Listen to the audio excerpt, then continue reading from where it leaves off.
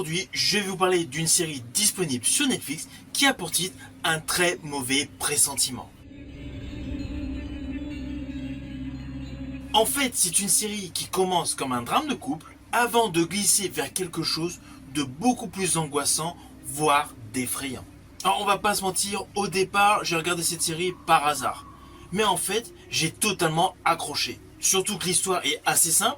Un jeune couple va visiter sa belle famille tout simplement dans l'éventualité de se marier. Ils vont dans une grande maison perdue au milieu d'un décor enneigé et insidieusement, entre cocktails et repas et des silences étranges, une terrible histoire se dégage, une fameuse malédiction. En fait, cette série se transforme en cauchemar progressivement. Alors, ce que j'ai adoré de cette série, c'est qu'elle refuse tous les artifices faciles. Il n'y a pas de jumpscare toutes les 10 minutes, et il n'y a pas non plus un monstre qui va surgir. Là, nous avons une peur qui arrive lentement, de manière angoissante, avec justement une sorte d'épée Damoclès au-dessus de l'héroïne. Alors, on pourrait se dire qu'on va tourner en rond, mais en fait pas du tout. Chaque épisode, en fait, ajoute un élément supplémentaire à l'origine story angoissante.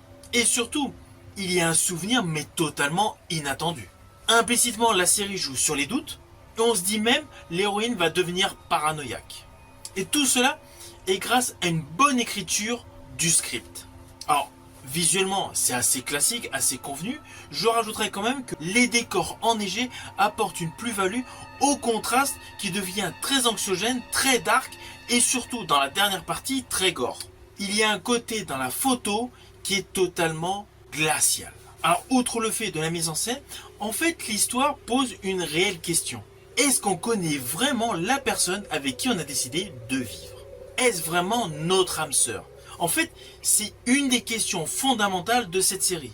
Alors, on a un côté très moderne, très sociétal, avec une métaphore sur les héritages et tous les secrets transmis de génération en génération. Mais cette notion d'âme sœur rend en fait l'histoire totalement traumatisante. Alors, on va pas se mentir, l'héroïne de cette série tient toute la série.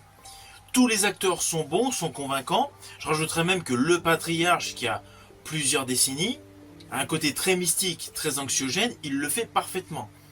Mais la jeune femme, elle est topissime. Elle a un côté candide dans un monde de brut, dans un monde où la sorcellerie pointe ses pas. Et alors, que dire du final de la série? En fait, on ne s'y attend pas. Toute la dernière partie, elle est cauchemardesque. Là, toute la neige bien blanche que nous avons autour de la villa est largement remplacée par tout le sang qui est partout dans les pièces. En fait, on a l'impression que toute la tension accumulée au fil des épisodes explose tel un feu d'artifice.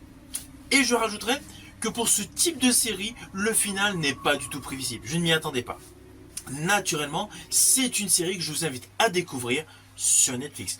Une fois que vous l'aurez vue, n'hésitez surtout pas à revenir sur ma chaîne pour mettre votre commentaire. Je vous dis à bientôt pour une prochaine vidéo.